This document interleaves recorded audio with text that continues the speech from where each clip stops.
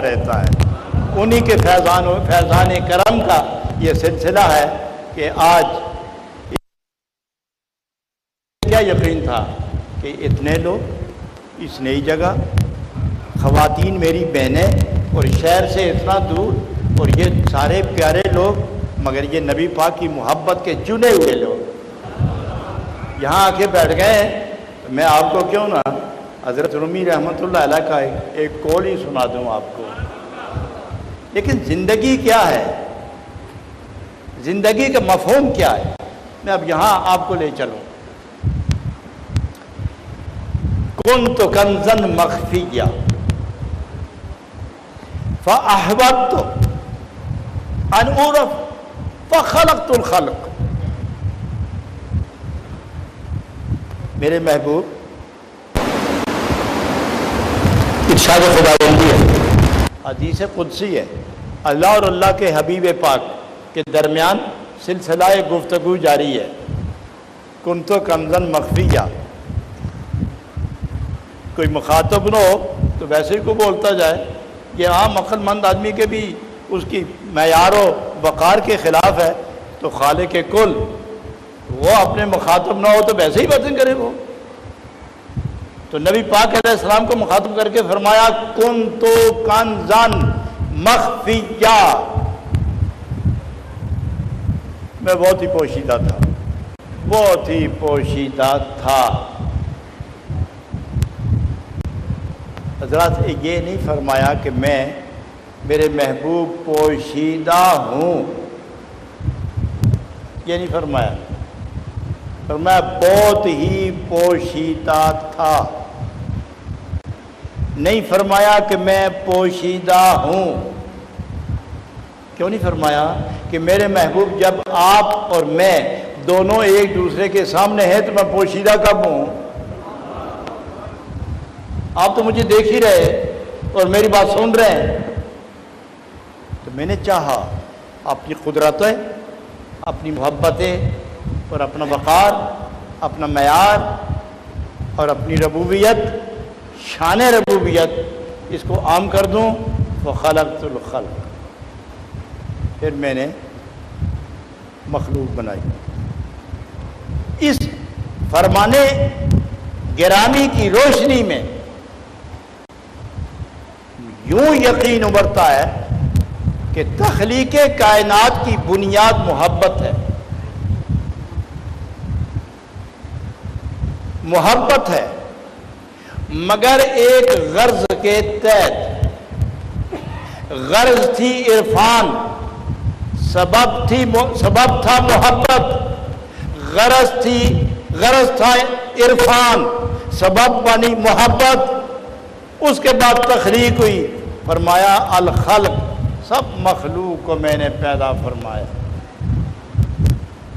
میں اس کی تحقیق میں نہیں جاؤں گا، میں صرف اتنا ہی کہہ رہا ہوں کہ عرفان غرض ہے اور محبت سبب ہے اور قدرت کار فرما ہے۔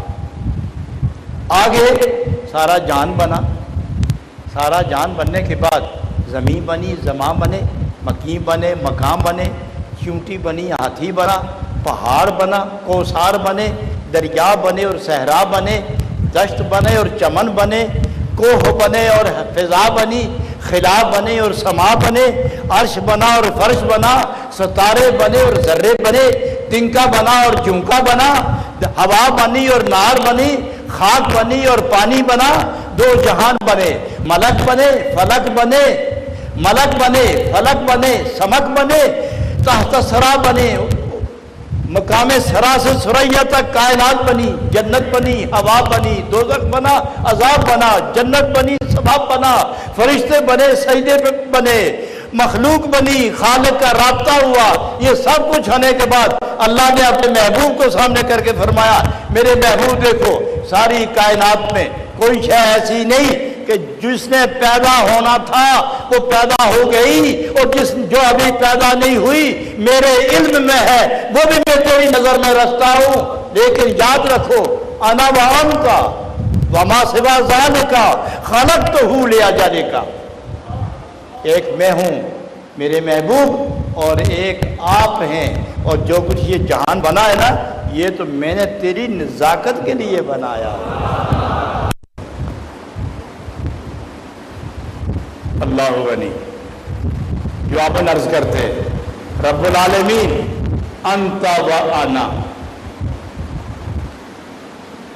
انت و انا، اللہ کریم ایک آپ ہے، ایک میں ہوں، وہ ما سوا ذالک، اور اس کے علاوہ جو کائنات ہے ترکتہم لأجلک، میں تیرے اس ایک دیدار پر دو عالم کو قربان کرتا ہوں. یہیں سے بنیاد رکھی گئی محبت کی. تو پھر جو کائنات محب کی ہوتی ہے وہ محبوب کے دیدار پر قربان کرنا یہ تقاضۂ محبت ہے اور صدق کے محبت کی علامت و نشانی. یہاں آ کر سرور عالم صلی اللہ علیہ وسلم نے جب اعلان نبوت فرمایا تو ساتھ ہی ارشاد فرمایا لا یؤمن احدکم حتی اکون احب الیہ من والدہ و ولدہ والناس اجمعین. یاد رکھو ماں بڑی نعمت ہے، باپ عظیم دولت ہے، بیٹے خوشیوں کا سامان ہیں، بیٹیاں گھروں کا زیور ہیں، خاندان عزت و تمکنت کا باعث، یہ دولت ثروت امارت حکومت یہ ساری چیزیں دنیاوی لوازمات کی رونق ہیں. لیکن نبی اکرم نے فرمایا بھول جاؤ ماں کو بھی، بھول جاؤ باپ کو بھی، بھول جاؤ کائنات کو بھی. دل اور دماغ میں، نظر اور فکر میں، ذکر اور نظر میں، فکر اور حذر میں مجھے رکھو، اندر بھی اور باہر بھی. چلو تو خیال میرا، بیٹھو تو خیال میرا، بولو تو خیال میرا، سوچو تو خیال میرا، تنہائی ہو تو خیال میرا، انجمن ہو تو خیال میرا، عزلت ہو تو خیال میرا، جلوت ہو تو خیال میرا، خلوت ہو تو خیال میرا، مبارزت ہو تو خیال میرا، سفر ہو تو خیال میرا، فجر ہو تو خیال میرا، اثر ہو تو خیال میرا، گھر ہو تو خیال میرا، باہر ہو تو خیال میرا، اندر بھی میں ہوں، ظاہر بھی مجھے رکھو، تاکہ یہ محبت تیرے اور میرے درمیان کسی دوسرے کو نہ آنے دے. جب اس منزل پر پہنچو گے تم صاحب ایمان ہو جاؤ گے، اور جب تم صاحب ایمان ہو جاؤ گے تو خدا فرماتا ہے، اللہ کا ارشاد ہے کہ جو ایمان والے ہیں وہ خدا سے سب سے زیادہ خدا کے ساتھ محبت کرتے ہیں. ارشاد خداوندی ہے کہ جو ایماندار ہیں وہ خدا سے محبت کرتے ہیں مگر سب سے زیادہ، اور نبی پاک نے فرمایا سب سے زیادہ میرے ساتھ محبت کرو. اور خدا فرماتا ہے والذین آمنوا اشد حبا للہ، ایمان والے تو خدا کے ساتھ سب سے زیادہ پیار کرتے ہیں، اور نبی پاک فرماتے ہیں سب سے زیادہ میرے ساتھ کرو. ان دونوں میں منافرت نہیں، ان دونوں میں جدائی نہیں، ان دونوں میں تفاوت نہیں، ان دونوں اقوال میں اختلاف نہیں. نبی پاک نے فرمایا کہ میرے ساتھ محبت کرو کہ ایماندار ہو جاؤ، اور جب تمہیں ایمان مل جائے گا تو پھر خدا کی محبت کا دعویٰ کرو نہ کرو، خدا خود تمہیں فرمائے گا کہ تم میرے ہو میں تمہارا ہو. یہاں معلوم ہوا کہ حب نبی ایمان کی بنیاد ہے، اور جب تک ایمان نہ ہو آدمی مومن نہیں، اور جب تک مومن نہ ہو خدا اسے پسند نہیں کرتا. تو نتیجہ یہ نکلا کہ جس کو خدا پسند کرے وہ مومن ہوگا، اور جو مومن ہے وہ ایمان والا ہوگا، اور ایمان والا وہ ہوگا جو عاشق نبی ہوگا، اور عاشق نبی وہ ہوگا جو نبی کے ساتھ پرخلوص ہوگا. اور جب خلوص کے منزل پر آئے گا تو عظمتیں نبی کی دل دماغ میں بسا لے گا. تو جب جدھر دیکھے گا نبی کا قول، نبی کا فعل، نبی کی سیرت، نبی کی صورت اس کے سامنے رہے گی، وہ کامل مومن ہونے کے بعد قرب خدا کی منزل پر فائز ہو جائے. یہاں حضرت رومی رحمۃ اللہ علیہ فرماتے ہیں، بڑی مزے کی بات فرماتے ہیں کہ خدا کب پسند کرتا ہے کسی کو؟ جب وہ پاک ہو جائے، جب وہ صاف ہو جائے. آپ گندے گلاس میں پانی پئیں گے؟ اگر آپ کو یقین ہو جائے کہ میں پانی نہ ملے تو مر جاؤں گا، لیکن گلاس نصف غلاظت سے بھرا ہوا ہے، اس پر تھوڑا سا پانی ڈال دیا جائے، پی لو گے؟ حالانکہ ضرورت ہے، زندگی بچانی ہے، لیکن آنکھ ہے اور دماغ ہے، آدمی نہیں پیے گا۔ تو جب گندے گلاس میں پانی ڈال کر پینا پسند نہیں، جو دنیا، گلاس بھی دنیا کا، آپ بھی دنیا کے، پانی بھی دنیا کا، یہ دنیا جو خود غلیظ اور خود حجاب اور خود محل کچیل کا محبت و مرکز، اس میں گندے گلاس میں آپ پانی نہیں پیتے تو جو دل اور روح گندا ہو جائے اس میں خدا کا نور کیسے آئے گا؟ جو دل گندا ہو جائے، جو روح گندی ہو جائے، جو زبان ناپاک ہو جائے، جو نظر ناپاک ہو جائے، جس کی رفتار ناپاک ہو، جس کا کردار ناپاک ہو، جس کی صورت پر دھبے گناہ کے پڑ جائے، خداوند ذوالجلال کے جلوے اور نبی پاک کی نبوت کا نور اس دل میں، اس چہرے پر، اس سینے کے اندر کس طرح جاگزین ہوگا، کس طرح وہ سینہ محبت نور بنے گا، کس طرح وہ دل محبت انوار بنے گا؟ جب تک صاف نہیں کرو گے اس وقت تک نورانیت اندر آتی ہی نہیں۔ تو جناب رومی فرماتے، ارے بندہ خدا، اللہ رب العالمین نے تیرے اندر ایک نعمت رکھی ہے،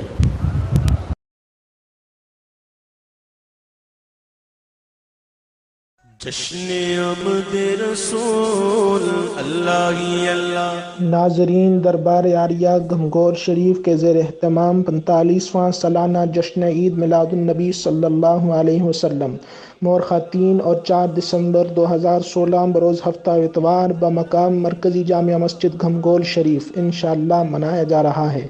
تمام شمع رسالت کے پروانوں کو دعوت دی جاتی ہے کہ فیضان نظر حضرت صوفی محمد عبداللہ خان صاحب رحمۃ اللہ علیہ، خلیفہ اعظم دربار عالیہ گھمگول شریف، زیر سرپرستی الحاج صوفی جاوید اختر صاحب دامت برکاتہم العالیہ، سجادہ نشین دربار عالیہ گھمگول شریف، برمنگھم UK، 3 دسمبر 2016 بروز ہفتہ 4:30 بجے شام تا 10 بجے رات انگریزی خطابات اور نعت خوانی ہوگی۔ 4 دسمبر 2016 بروز اتوار جلوس 12 بجے دوپہر انشاءاللہ اسمول ہیت پاک سے روانہ ہوگا۔ بعد نماز ظہر عظیم الشان جشن عید میلاد النبی صلی اللہ علیہ وسلم کانفرنس منعقد ہوگی۔ مقامی اور برطانیہ بھر سے جید علماء کرام، مشائخ اعظام کے خطابات ہوں گے۔ دعا انشاءاللہ ختم خواجگان کے بعد 6:30 بجے ہوگی۔ انشاءاللہ موئے مبارک کی زیارت کرائی جائے گی۔ دونوں دن لنگر شریف جاری رہے گا۔ مستورات کے لیے پردے کا انتظام ہے من جانب مجلس منتظمہ دربار عالیہ گھمگول۔ تیرے اندر ایک نعمت رکھی ہے، وہ کیا ہے؟ وہ ہے آتش عشق۔ آتش عشق ہے۔ یہاں وہ ایک مثال دیتے ہیں، مثال دیتے ہیں کہ خشک گھاس پر ڈھیر لگا دیں، انبار لگ جائے، اسے دیا سلائی ایک ہی کافی ہے۔ آگ لگاؤ، پورے کا پورا وہ انبار، وہ ڈھیر سارے کا سارا تھوڑی دیر کے بعد جل کے خاک ہو جائے گا۔ اور پھر دوسری مثال دیتے ہیں کہ جب پورا علاقہ برف کی زد میں آ جائے، پہاڑ، میدان، صحرا سب برف ہی برف، لیکن جب سورج پوری گرمی اور تمازت کے ساتھ سامنے آ جائے تو وہ برف پگھلنا شروع ہو جاتی ہے اور تھوڑی دیر کے بعد برف پگھل جاتی ہے۔ اس طرح وہ فرماتے ہیں کہ جب دل پر گناہ کے انبار جمع ہو جائیں تو جس طرح آگ کی چنگاری اس پورے گھاس کے، اس پورے خرمن کو، پورے ڈھیر کو جلا کے ختم کرتی ہے، اس طرح عشق رسول کی آگ گناہ کو کھا جاتی ہے۔ تو یہاں وہ آگے بڑی پیاری اور انتہائی خوبصورت بات فرماتے ہیں، آپ مریض ہیں اور مریض کے لیے دوا ضروری ہے۔ وہ مرض جو نبض دیکھنے سے نظر نہ آئے، جو ایکس رے میں نہ آئے، جسے حکیم نباز حکیم نہ دیکھ سکے، اور جس کے لیے کوئی حکیم دوا تجویز نہ کر سکے،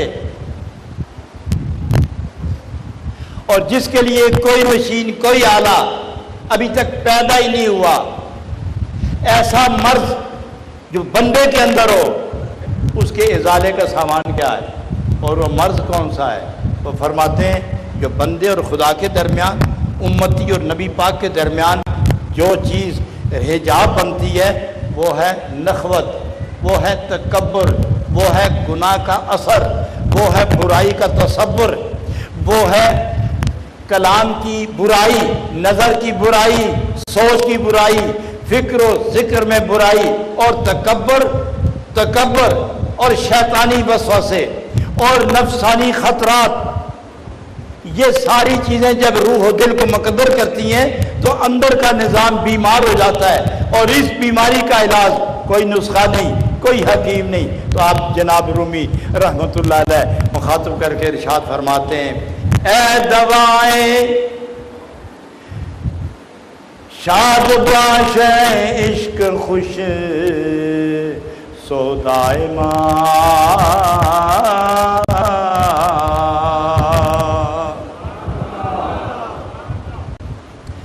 شاد باش اے عشق خوش سودائے ماں،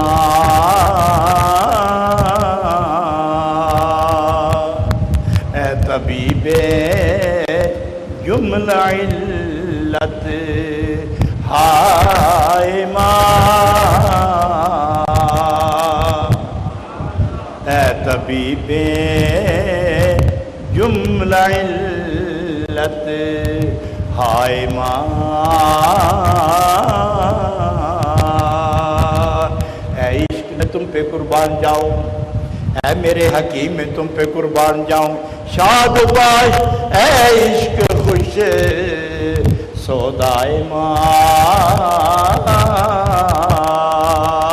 اب بیمار پکار کے کہہ رہا ہے، اے عشق تو میری دوا بن کے آیا، اے عشق تو میرا حکیم بن کے آیا، اے عشق تو میرا چارہ ساز بن کے آیا، اے عشق مجھے مرگ ناگہانی سے بچانے آیا، شاد باش اے عشق خوش سودائے ماں، اے طبیب جملہ علت ہائے ماں، اے عشق تو ایسا ڈاکٹر، تو ایسا طبیب، تو ایسا حکیم ہے جس نے میرے اندر کوئی مرض چھوڑا ہی نہیں ہے، جس نے میرے اندر کوئی مرض چھوڑا ہی نہیں۔ تو نے آنکھ پاک کر دی، تو نے زبان پاک کر دی، تو نے دل پاک کیا، تو نے نفس رام کیا، تو نے دل پاک کیا، تو نے نفس رام کیا، تو نے روح بیدار کی، تو نے رفتار درست کی، تو نے گفتار درست کی، تو نے نشست و گرفت درست کی، تو نے میرے روح کا قبلہ ٹھیک کیا، تو نے میرے دل کی دنیا درست کر دی، شاد باش اے عشق خوش سودائے ماں، تم کیوں نہ زندہ رہو، تم کیوں نہ آباد رہو جس نے میرا دل پاک کر دیا ہے۔ تو یہ اصول ہے، ہر کرا عشق سے جامع چاک شد، اوز حرص و عیب کلی پاک شد، جس کے اندر گناہ کا لباس تھا، عشق نے اس کے گناہ کا لباس کو جلا کے خاک کر دیا، اس کے لیے اللہ رب العالمین نے عرش سے نیا لباس بھیجا، جس لباس کے نام ہے لباس التقوی خیر۔ دل جلایا، روح جلی، نفس جلا، قدم غلط اٹھے جل گئے، نظر غلط اٹھتی تھی جھک گئی، زبان غلط ہو گئی تھی چپ ہو گئی، کان غلط سنتے تھے باز آ گئے، دل بری باتیں سوچتا تھا ختم ہو گئے۔ یہ کس نے کیا؟ عشق نے۔ عشق وہ آگ ہے کہ جہاں جا کے جلے محبوب کے سوا کسی کو چھوڑتی ہی نہیں ہوا۔ اس کا افلاطون نام تھا۔ اور پھر مصر اور روم کے اندر ایک اور حکیم پیدا ہوئے جنہیں جالینوس کہتے ہیں۔ جالینوس کی عقل، اس کا تجربہ، اس کے دانش، اس کی سوچ، اس کی فہم، اس کے فراست اور اس کی دانائی، دور اندیشی قوت استقصا اتنی مضبوط تھی کہ مریض کو دیکھ کر مرض معلوم کرتا، نبض دیکھ کر حقیقت بیان کرتا، نسخہ دے کر شفا دے دیتا۔ تو جناب رومی فرماتے ہیں اے جالینوس، اے افلاطون، اے ارسطو، تم اپنے دور کے بڑے حکیم تھے، مگر تکبر مٹایا تو نے، حسد مٹایا تو نے، گناہ سے چھوڑایا تو نے، مرض دور کیا ہے، بری نظر کو بچایا تو نے، بری زبان کو روکا تو نے، دل کے وسوسے ختم کیے تو نے۔ ہے کوئی نسخہ تیرے پاس جو دل کے وسوسے ختم کرے، جو نگاہ کی برائی ختم کرے، جو زبان کا کذب ختم کرے، جو دماغ کی بری سوچ ختم کرے؟ یہ میرا حکیم ہے۔ جناب رومی فرماتے ہیں یہ ہمارا حکیم ہے جو یہ علاج کرتا ہے۔ اپنے دور کے افلاطون، اپنے دور کے جالینوس، تم بڑے کامیاب ہو، لیکن سنو، اے دوائے نخبتو ناموس ماں،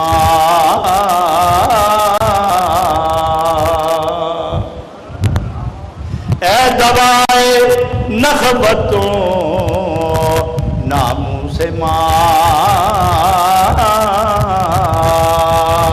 اے تو افلاطون جالی نوس ماں۔ اس دور میں اگر کوئی ہمارا افلاطون ہے، کوئی ہمارا جالینوس ہے، کوئی ہمارا رسول ہے، تو وہ عشق نبی ہے، وہ عشق رسول ہے۔ عشق رسول یہ مردوں کو زندہ کرنے والا، زندوں کو نہ مرنے دینے والا، یہ گناہ کو جلانے والا، یہ نیکیوں کی خوراک دینے والا، یہ بھولے ہوئے کو راہنمائی کرنے والا، جو راہ پہ چلے اسے منزل پہ لے جانے والا، جو منزل پہ پہنچے اسے وصال دینے والا۔ یہ عشق بھی عجیب حکیم ہے، یہ عشق بھی عجیب رہنما ہے۔ حضرات گرامی میں بتاؤں کہ یہ کس طرح زندگی دیتا ہے عشق، نبی پاک علیہ السلام نے کتنا مشہور واقعہ ہے۔ علماء کرام ذی علم و فہم، صاحب ادراک علماء تشریف فرما ہے، اور لسان العصر ہماری اس محفل کے سرپرست تشریف فرما ہے۔ دیکھیے کتنا مشہور واقعہ ہے، سب کو یاد ہوگا کہ نبی پاک علیہ السلام ایک خشک لکڑی جس کو ستون بنا کے کھڑا کیا، اس کے ساتھ کشتے اقدس لگا کے خطبہ ارشاد فرمایا کرتے، اور جب ممبر بنا تو ممبر پہ تشریف لے گئے، اور تھوڑی دیر کے بعد رونے کی آواز آئی، تھوڑی دیر کے بعد رونے کی آواز آئی۔ صحابہ حیران، ششدر پریشان، دائیں بائیں دیکھنے لگے، یہاں ایسا تو کوئی ہے نہیں کہ رونے والا ہو، لڑکی نہیں، لڑکا نہیں، بوڑھی نہیں، بوڑھا نہیں، یہ رونے والا، تو یہ آواز کہاں سے آ رہی ہے؟ لیکن وہ دائیں بائیں ایک دوسرے کو دیکھ رہے تھے، اور سید عالم بڑے اطمینان سے ممبر شریف پر جلوہ فرما اس رونے والے کے رونے کا انداز اور اس کے درد کی کیفیت کو دل میں جذب کرتے ہوئے آپ اس کی طرف متوجہ ہوئے اور ممبر سے اٹھے۔ صحابہ کو نہیں پتا روتا کون ہے، صدیق اکبر بیٹھے پتا رونے کا پتا نہیں، فاروق اعظم بیٹھے پتا نہیں آواز آ رہی ہے روتا کون ہے، عثمان بیٹھے پتا نہیں روتا کون ہے، باب العلم بیٹھے پتا نہیں روتا کون ہے، قاسم علم تشریف لاتے ہیں، قاسم خبر تشریف لاتے ہیں، دو عالم کا دکھ بانٹنے والے تشریف لاتے ہیں، اپنے عاشق مہجور کے قریب آئے اور اس پہ ہاتھ رکھ کے فرمایا، اے ستون کیوں روتے ہو، کیوں روتے ہو؟ انداز ایسا تھا کہ اس کی چیخوں میں اضافہ ہو گیا، درد سے آنسو نکلے، اور درد بانٹنے والا سامنے آئے تو درد پر یک بار سامنے ہونے کو بے قرار ہو جاتا ہے۔ تو جب اس کی چیخیں ابھری تو نبی پاک نے آج دلاسا تھپکی دی، نہیں میں تیرے پاس ہوں، بولو روتے کیوں ہو، کیوں روتے ہو؟ اور ہر جگہ انداز کلام نبی پاک کا۔ بوڑھی عورت آئی، حضور تشریف لے جا رہے تھے، سامنے آئی تو پکار کے عرض کیے، یا رسول اللہ میں قربان جاؤں، میرا بچہ بولتا نہیں اور اس کے سوا میرے پاس اور کوئی دولت بھی نہیں، ایک ہی بچہ بولتا نہیں، تو اسے بلوا دینا۔ تو نبی پاک علیہ السلام نے فرمایا قریب آؤ۔ قریب جب وہ بچہ آیا تو سید عالم نے فرمایا، یا ولد، اے بیٹے، پکار اٹھا، لبیک یا رسول اللہ، لبیک یا رسول اللہ۔ تو نبی پاک علیہ السلام نے بوڑھی عورت کی طرف توجہ دے کے فرمایا، ارے تم تو کہہ رہی ہو بچہ نہیں بولتا. ارے بچے بولو، تیری ماں شکایت کرتی ہے تم بولتے نہیں ہو. تو وہ بچہ پکار اٹھا، یا نبی اللہ. اس طرح پکارا کس نے؟ اس طرح بلایا کس نے؟ اس طرح مخاطب کس نے کیا؟ تو کسی صاحب ذوق نے بہت خوبصورت بات کی ہے.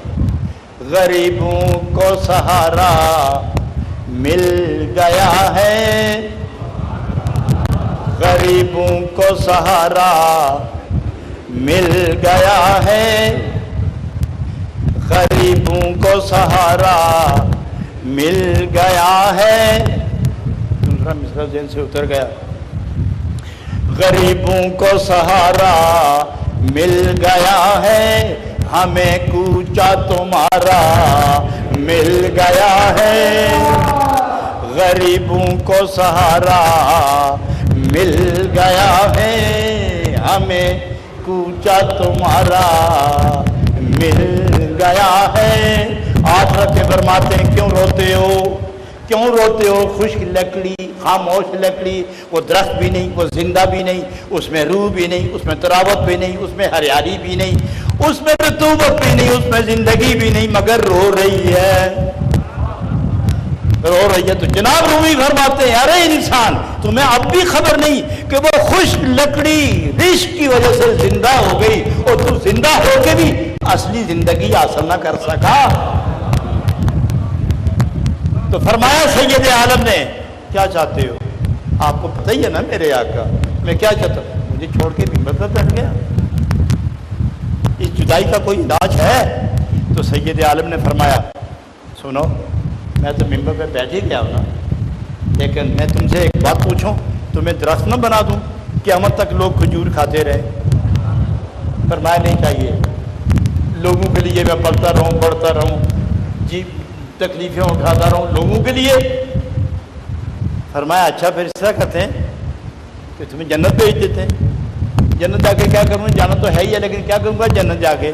میں تو آپ کے لیے یہاں بیٹھا ہوں. تو فرمایا پھر اس طرح کرتے ہیں کہ اب میں ممبر نہیں چھوڑتا، میں تمہیں اب اس جگہ، یہ جو ریاض جنت ہے، میں یہاں تمہیں دفن کرتا ہوں. تو اس نے عرض کیا حضور یہی مجھے اس شرط پر دفن کرو کہ جب گزرو تو میرے سر پر سے گزرتے جاؤ.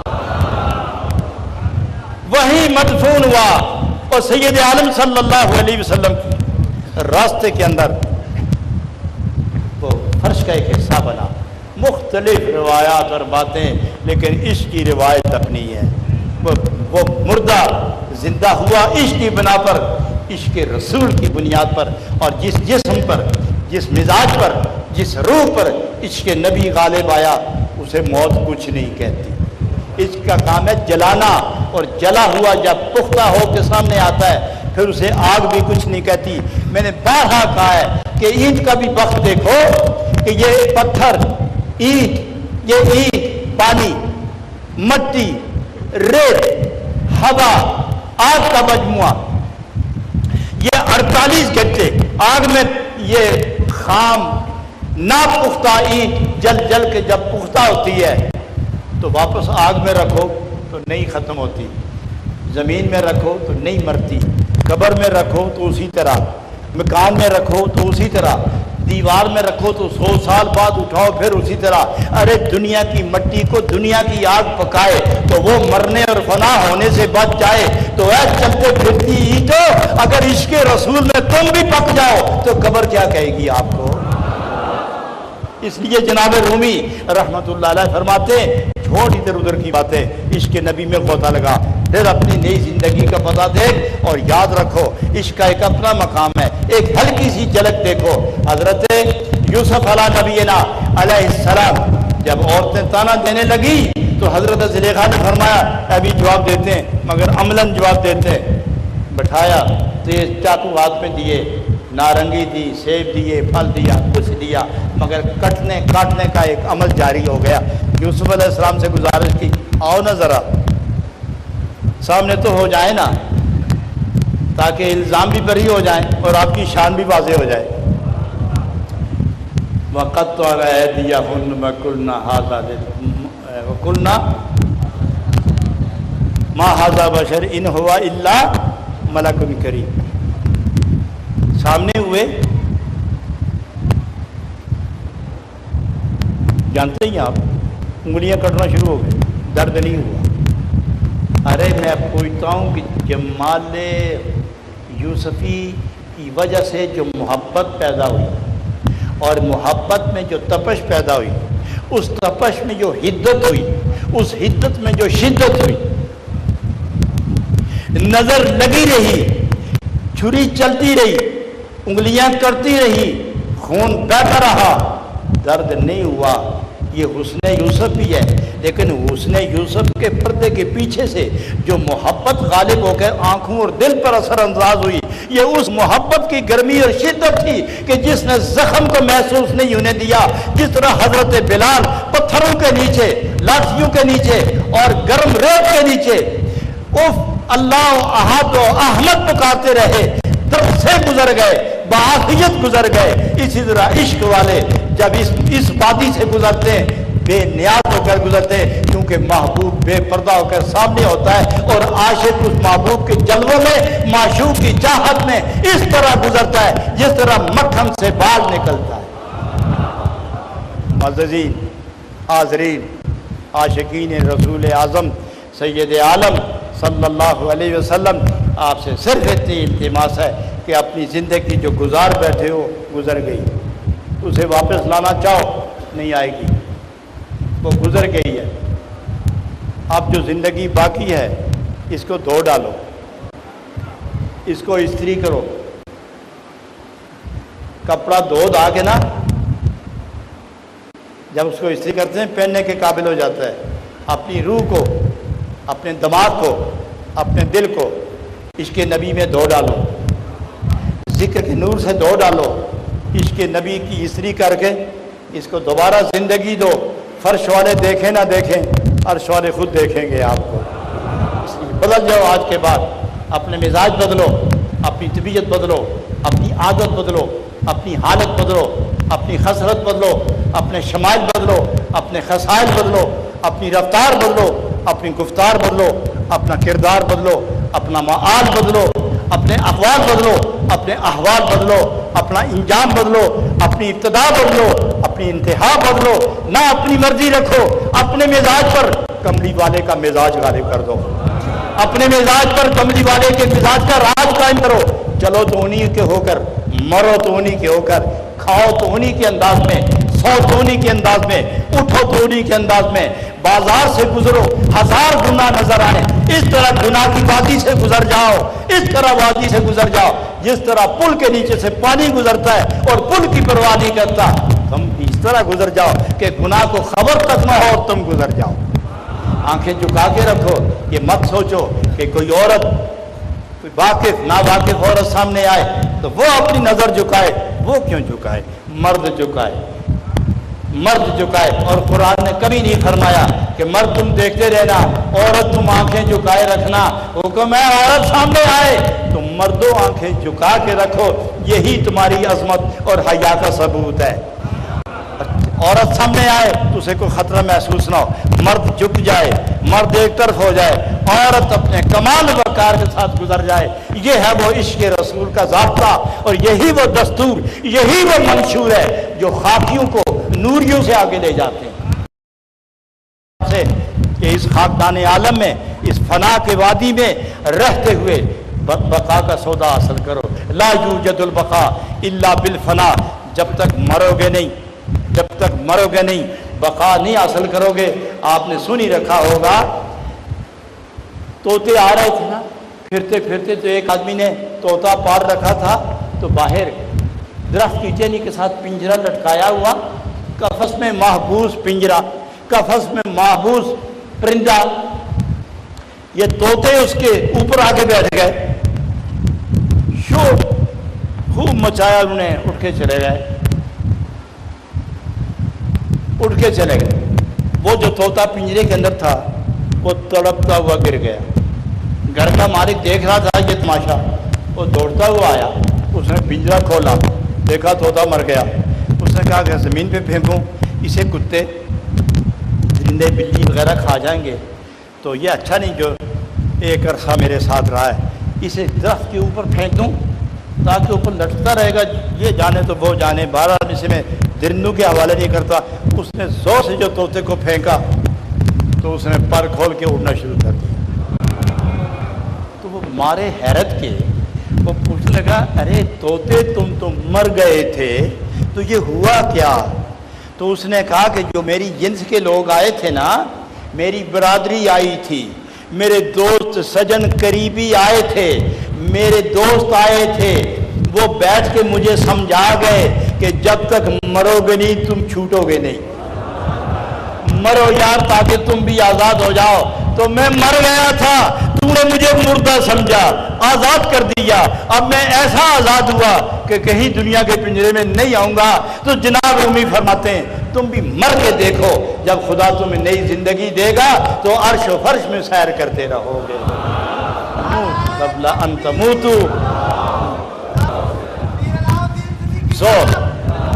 اس بنا پر میں آپ کو پھر اس منظر پر لے جاتا ہوں کہ عاشقو یہ یاد رکھو کہ اللہ رب العالمین نے ہر روح کے اندر درد محبت رکھا ہے، آمیزش عشق کو سجایا ہے۔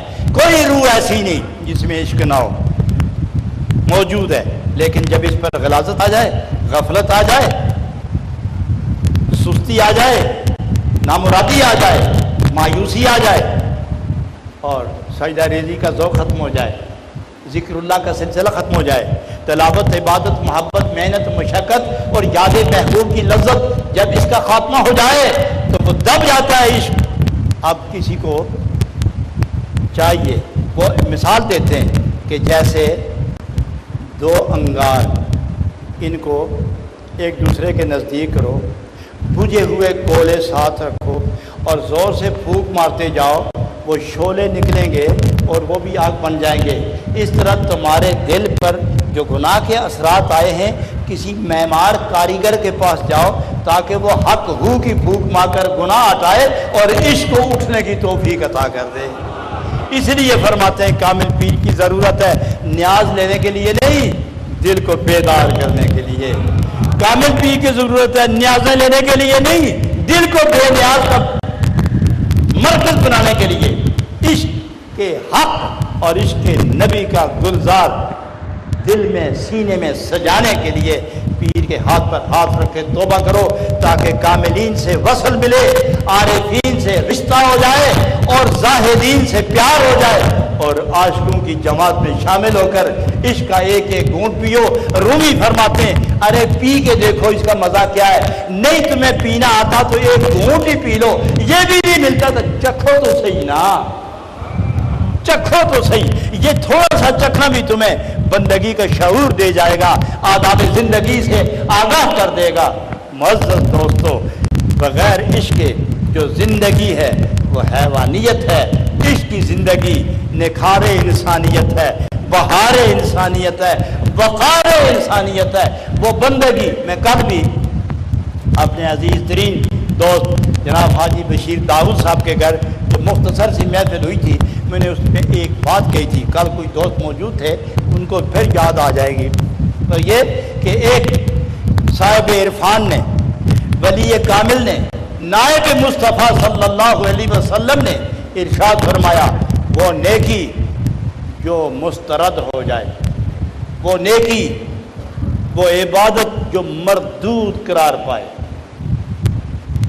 وہ عبادت جسے خدا حقارت سے دیکھے، اس سے وہ گناہ اچھا جس گناہ کے بعد متصل انسان رونے لگے، عاجزی انکسار اس کے مزاج پر برپا ہو جائے اور سجدہ ریزی میں اتر جائے اور خدا اس کی اس ادا سے خوش ہو جائے، یہ اس عبادت سے یہ گناہ اچھا جو خدا کے قریب لے جائے۔ مطلب کہ فخر و غرور کی بندگی، اس کو درست کرنے کے لیے عشق محبوب کی جلن چاہیے، محبت کی طلب چاہیے، ورنہ خشک نمازیں تو تکبر دیتی ہیں، حرص و ہوس دیتی ہیں، خشک عبادت تو متکبر بناتی ہیں، اور عشق سے دھلی ہوئی نمازیں تو قرب خدا کی دعوت دیتی ہیں۔ انسان اپنے مقام کو پہچان، ایمان کی حفاظت عشق رسول میں ہے، اور عشق رسول وہ دولت ہے جسے مل گئی اس کو خدا نے اپنا بنا۔